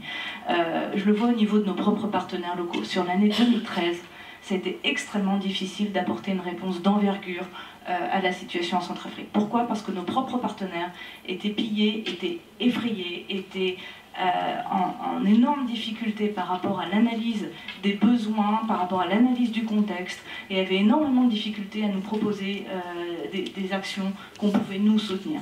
Donc je pense que s'il n'y avait pas eu ces interventions d'opérateurs plus directes, je pense qu'au niveau d'un certain nombre de communautés, d'un certain nombre de zones, il y aurait eu encore plus de vies à déplorer que ce qu'il y a eu dans cette situation. Donc voilà, nous on a cette particularité de travailler avec des partenaires locaux. Je peux vous dire aussi que c'est pas forcément facile tous les jours, qu'on est obligé parfois de faire des actions plus limitées, avec moins d'envergure, de cibler un certain nombre de choses. On y croit parce qu'on voit les choses dans la durée. Maintenant, dans une crise humanitaire, je pense que l'action de tous les acteurs est nécessaire. La dernière chose que je voulais mentionner, puisque la question m'a été posée, quels sont les types d'acteurs qu'on soutient nous en Centrafrique? Traditionnellement, Secours catholique, membre du réseau Caritas, travaille avec le réseau Caritas en Centrafrique, le réseau d'église. On a souhaité cependant, depuis plusieurs années, et bien avant la crise, ouvrir notre travail avec des associations de la société civile centrafricaine pour travailler sur un certain nombre de thématiques que l'église locale ne voyait pas comme nécessairement ses priorités. On ne peut pas demander à un acteur de travailler sur tout le spectre des problématiques dans un pays. Je suis personnellement convaincue que cette ouverture à la société civile locale en Centrafrique est très fructueuse, à la fois pour nous en tant que Secours catholique, mais également pour nos partenaires d'église, qui s'ouvrent ainsi à d'autres façons de travailler, qui s'ouvrent à d'autres acteurs. On travaille donc avec le réseau Caritas au niveau national, particulièrement à Bambari, à Mbaïki, également avec des organisations d'églises dans la zone de Sibut, et au niveau des partenariats avec la société civile locale, on a ouvert un certain nombre d'actions avec une ONG panafricaine qui s'appelle Accor, qui fait un travail très intéressant, notamment dans le domaine de la cohésion sociale, et avec ATD Carmonde, avec un très beau travail à Bangui sur les questions d'éducation à la paix et à la citoyenneté. Voilà, c'était un petit peu ce que je voulais dire pour, à mon sens, insister sur la complémentarité entre les actions des différentes structures humanitaires, quel que soit leur mode opératoire. Antoine, je te rends la parole et je te laisse répondre sur Pharos, puisque la question a été posée. Merci. Voilà, je ne vais pas faire la liste des points sur lesquels nous ne sommes pas d'accord, où les différents intervenants n'étaient pas d'accord, et la liste des défis pour le pays, la Centrafrique, parce que ça durerait assez longtemps. Je vais plutôt faire alors une conclusion sous forme de les quelques points, les quelques attitudes sur lesquelles nous sommes d'accord. Ce sera plus rapide. On est peut-être d'accord sur le premier point, c'est qu'il ne faut pas oublier la Centrafrique, parce que l'actualité médiatique, ça tourne, une crise chasse une autre, comme vous le savez. Donc les amis de la Centrafrique, comme certains désignaient les gens qui sont dans la salle ici, eh bien il ne faut pas oublier, c'est pas parce qu'il y a d'autres priorités qui s'imposent à nous qu'il faut oublier ce pays. Premier point, ne pas oublier. Deuxième point, il faut désimplifier. Ça n'a pas l'air très simple, enfin moi qui ne suis pas centrafricain, ça n'a pas l'air très simple d'y voir clair. Il ne faut pas faire rentrer forcément la Centrafrique dans les moules anciens de nos clés d'interprétation. Désimplifier.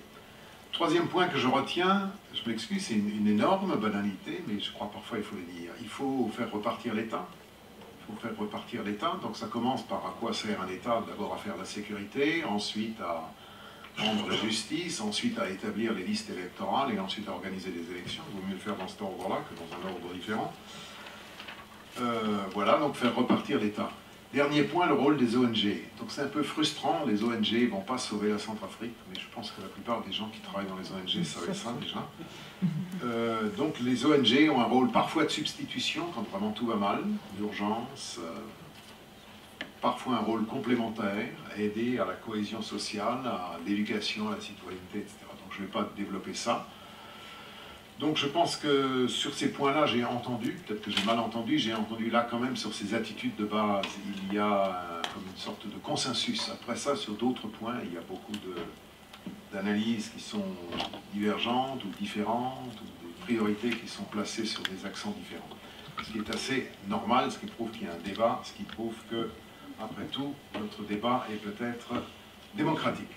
Nous poursuivons ce débat à l'étage au-dessus, en privé, si vous voulez, je vous répondrai aussi sur Pharos, à l'étage au-dessus,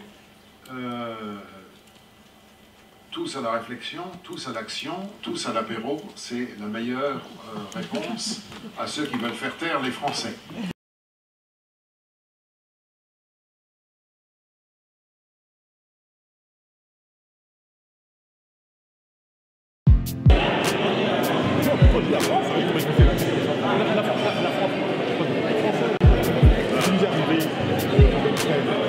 Nous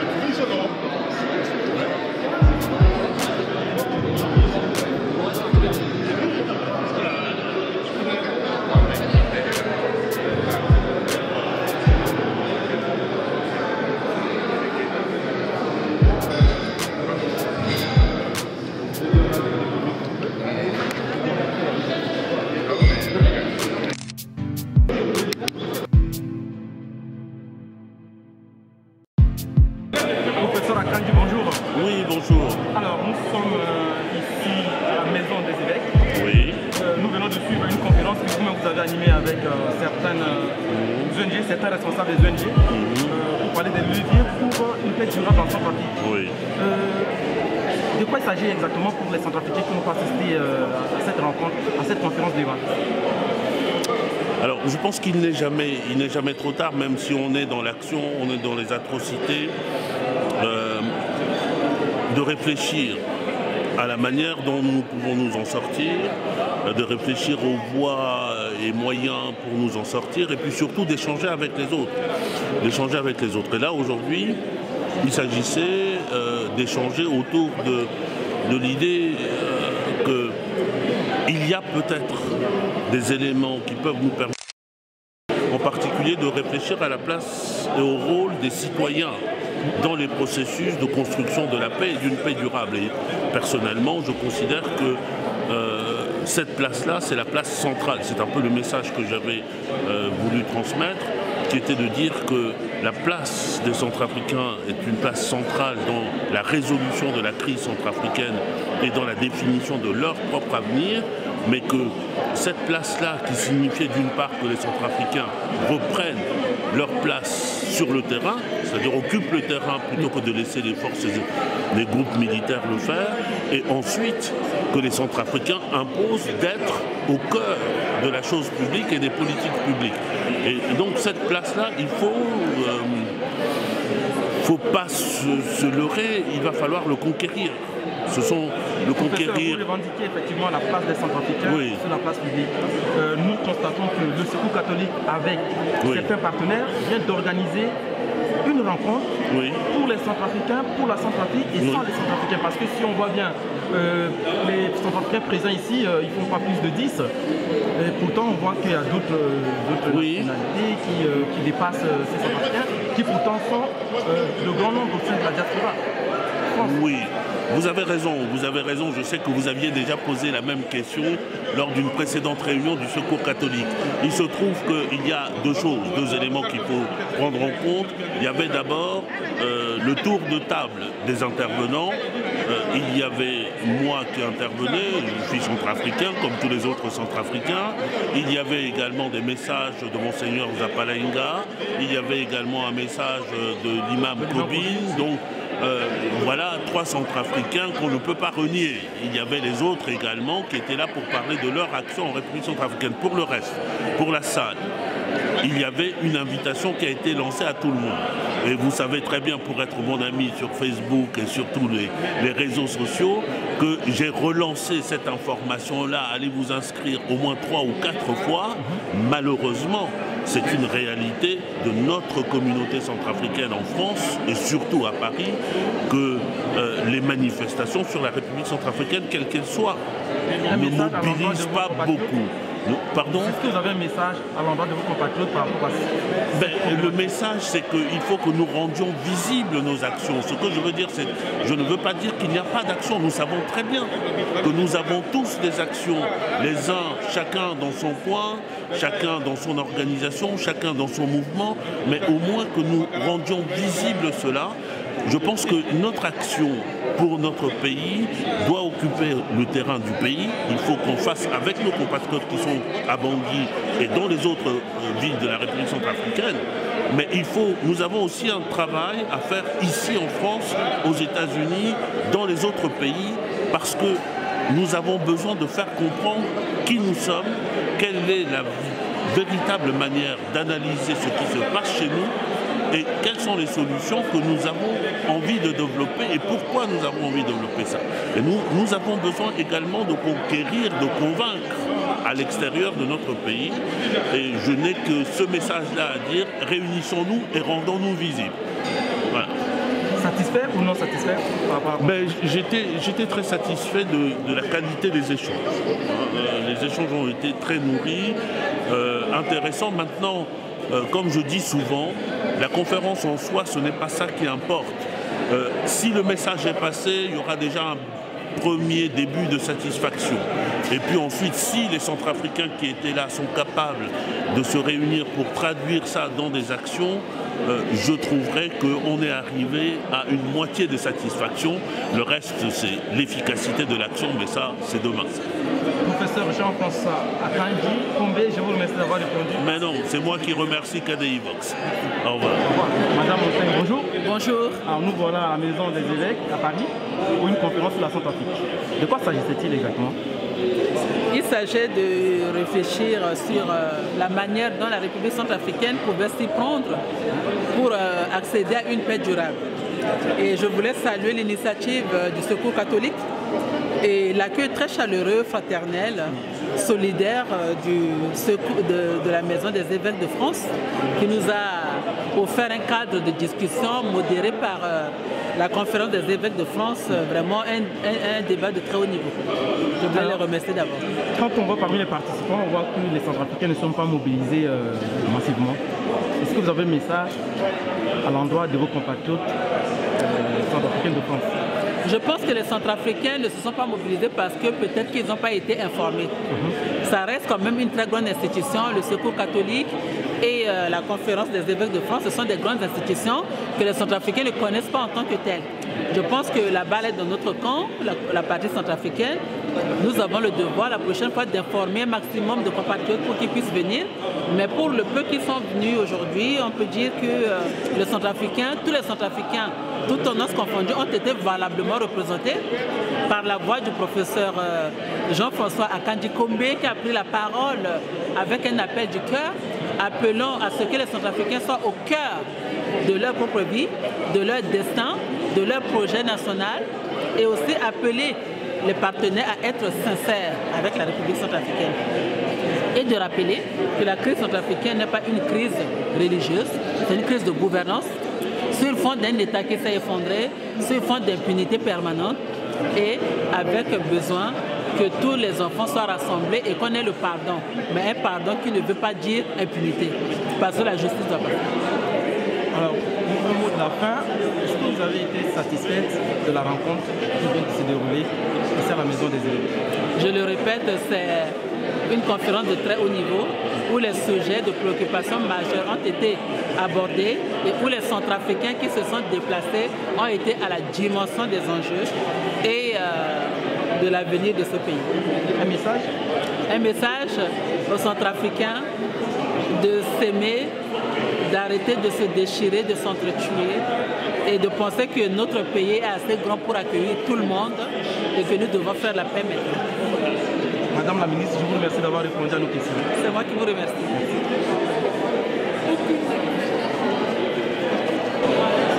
Monsieur Andy Ango Passema, bonsoir. Bonsoir. Alors nous voilà au sein de la Maison des évêques de Paris, de France, oui. Pour le préciser, pour parler de la Centrafrique et des Centrafricains. Oui. Quel était l'enjeu de cette rencontre? Quels sont les enjeux de cette rencontre organisée par le Secours catholique et la conférence des évêques de France? Je remercie d'abord les auditeurs de KDI Africa et KDI Vox qui nous écoutent, et particulièrement les Centrafricains qui nous écoutent.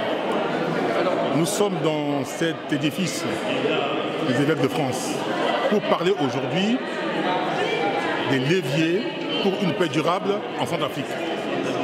Eh bien, les interrogations portaient sur la recherche des issues de cette situation dramatique dans laquelle nous nous trouvons.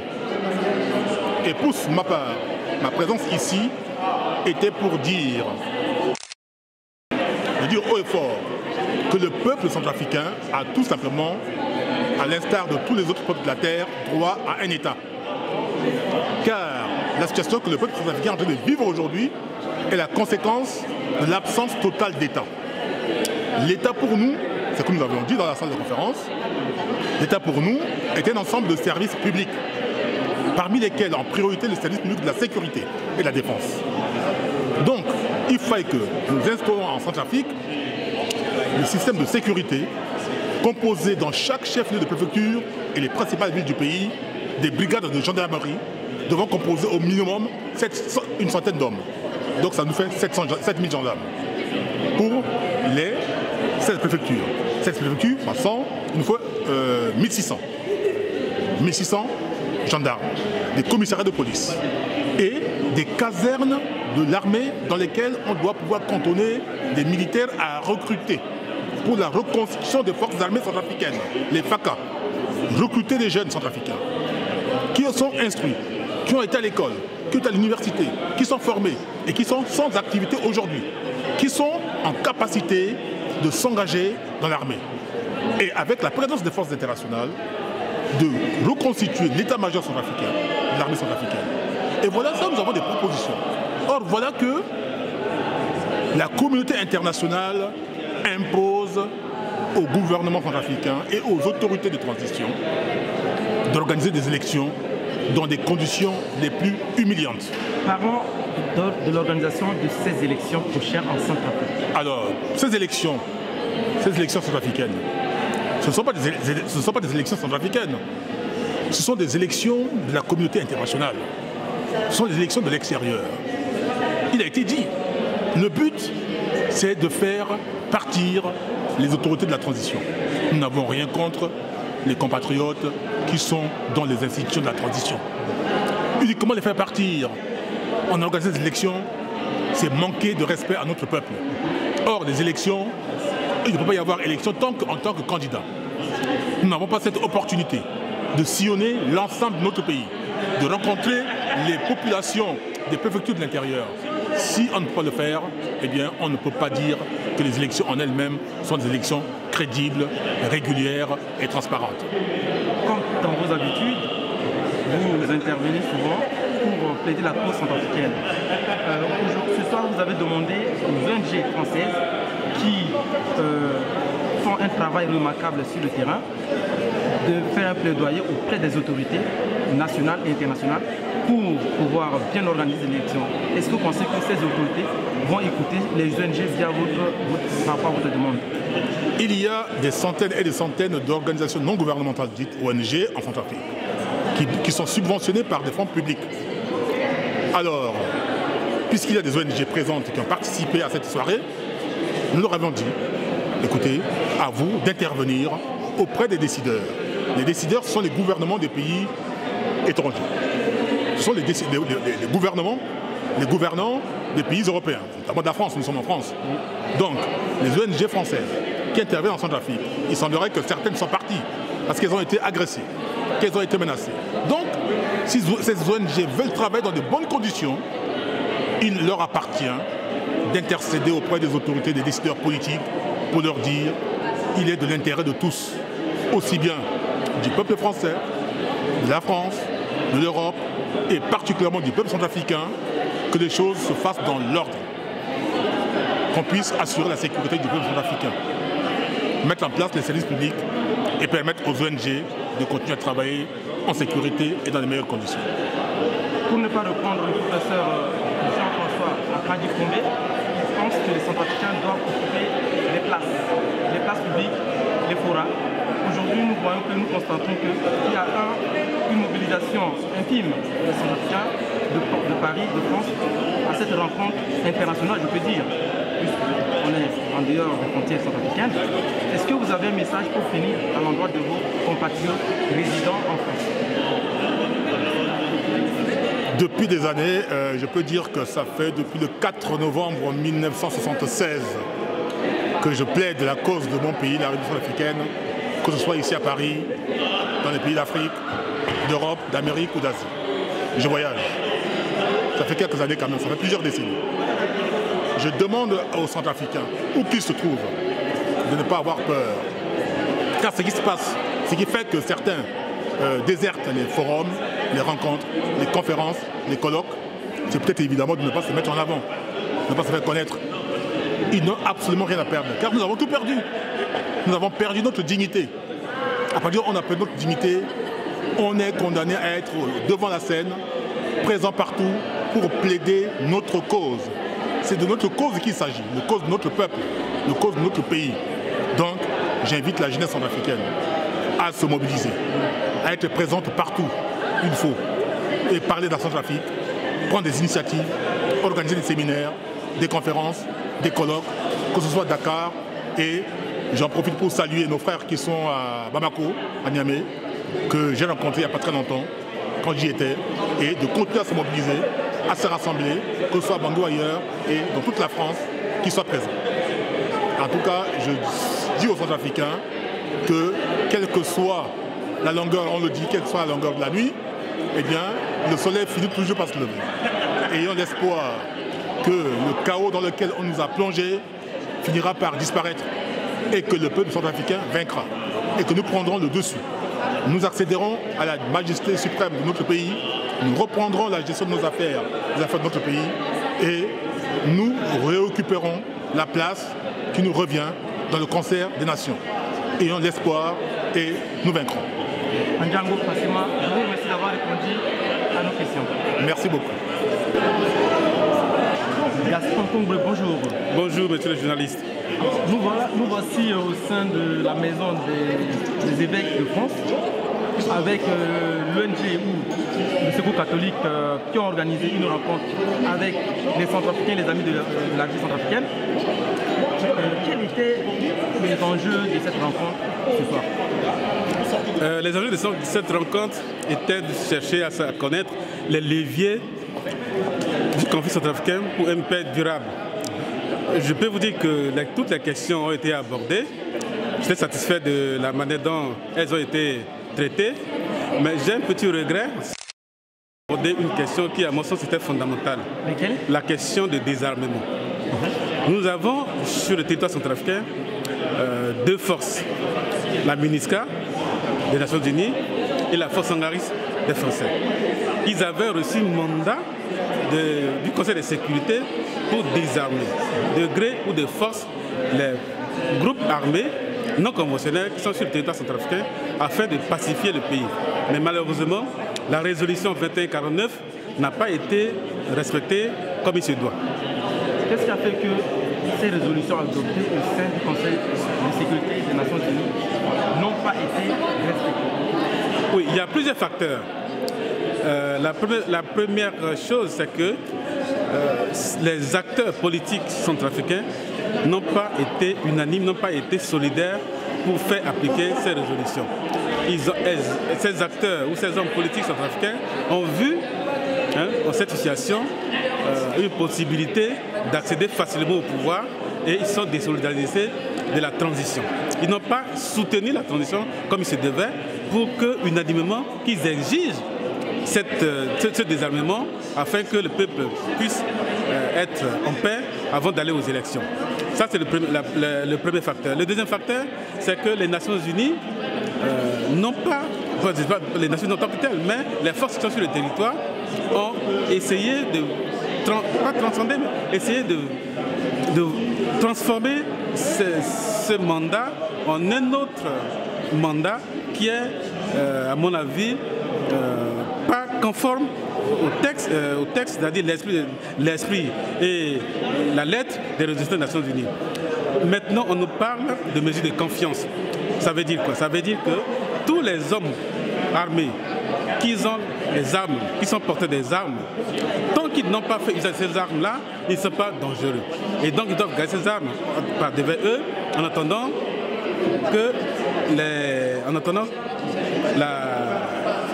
la fin de leur mission, la fin de leur mandat, pour pouvoir collecter les armes pacifiquement. Mais or, ils ont oublié que ces gens n'étaient pas des enfants de cœur. Ces gens devaient entendre le langage de la force, comme ça avait commencé en décembre 2013, où on a commencé à désarmer les Sénéca de gré et de force, et on avait vu qu'il y avait un certain espoir qui était revenu au sein de la population. Mais malheureusement, ces derniers temps, on n'a pas vu cela. On a vu même ces forces-là accompagner les porteurs d'armes, qui sont recherchés par les tribunaux internationaux qui ont fait l'objet de poursuites criminelles par la Cour spéciale criminelle qui vient d'être créée. Vous voyez, là nous avons été dans une situation un peu ambivalente où les porteurs d'armes sont protégés et les populations qui sont sans armes, elles laissées à l'abandon, au mépris, je dirais pas au mépris, mais à la merci des protagonistes qui en usent et en abusent de leurs armes. Alors, nous allons aux élections. Donc, première étape, le référendum constitutionnel. Premier tour prévu pour le 27 décembre, si on ne se trompe pas, et le 31 janvier pour le second tour. Quelle lecture faites-vous de cette situation aujourd'hui dans votre pays? Oui, monsieur le journaliste, ma lecture elle est toute simple. les conditions d'organisation des élections en Centrafrique ne sont pas réunies.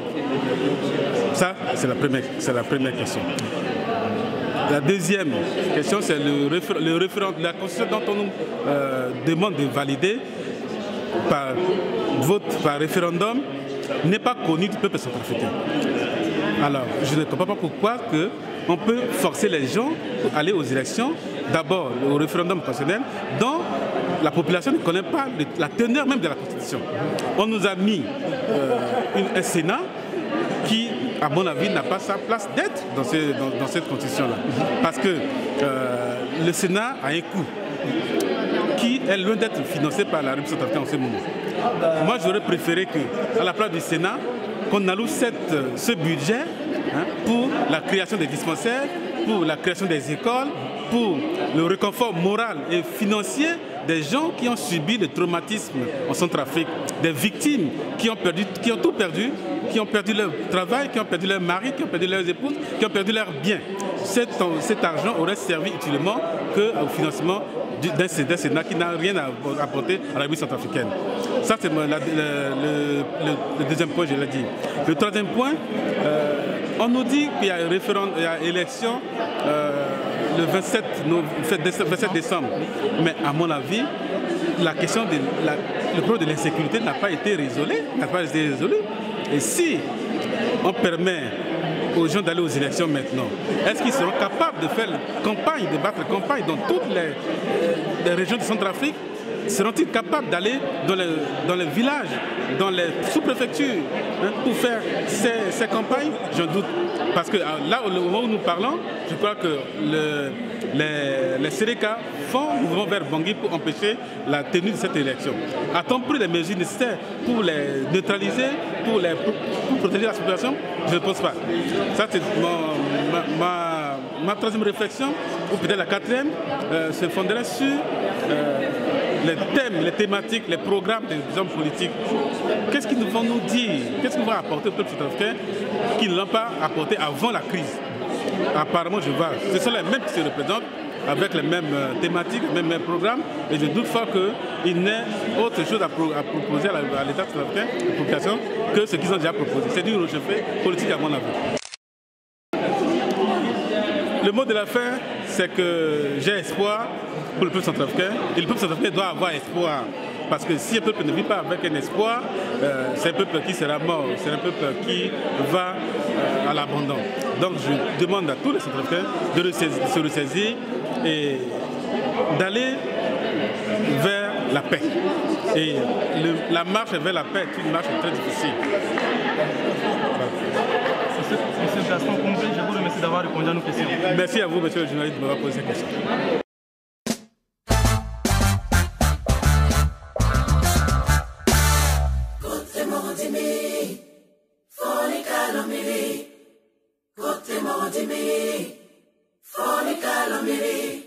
Ngokote Morodimi,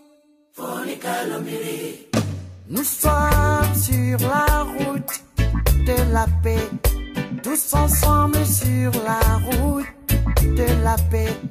Nous sommes sur la route de la paix, tous ensemble sur la route de la paix.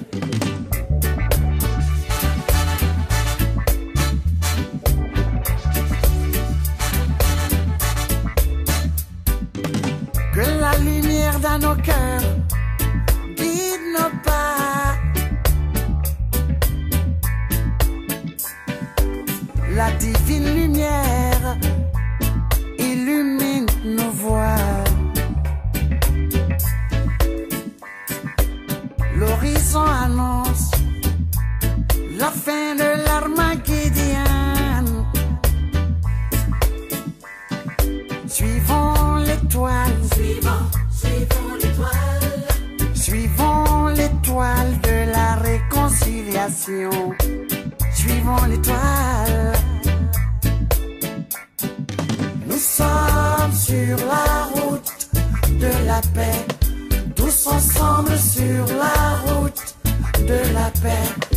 Nous sommes sur la route de la paix, tous ensemble sur la route de la paix.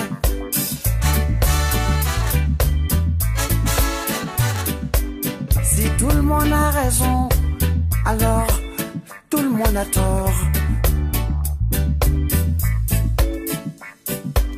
La raison du plus fort n'est pas toujours la meilleure. Les plus forts ne sont pas forcément les meilleurs.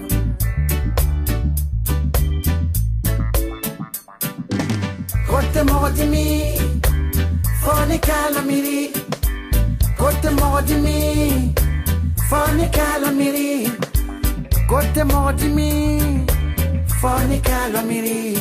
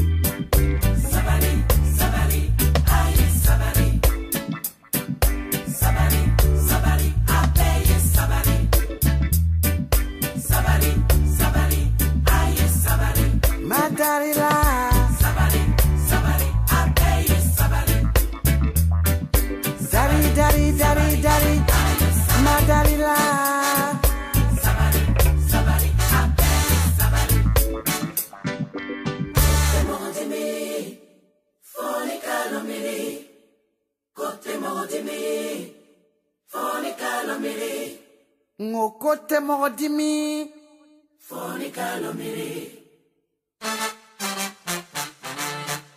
Dieu est notre force. Paris, 18 novembre 2015, de 18h à 21h, les Centrafricains de France et les organisations non gouvernementales caritatives se sont retrouvés à la Maison des Évêques pour débattre sur la thématique suivante: quel levier pour la paix durable en Centrafrique? Les interventions vidéo de l'imam Kobine de l'archevêque Nzapalainga ont fait foi. Dieu n'a pas oublié la République centrafricaine. Merci.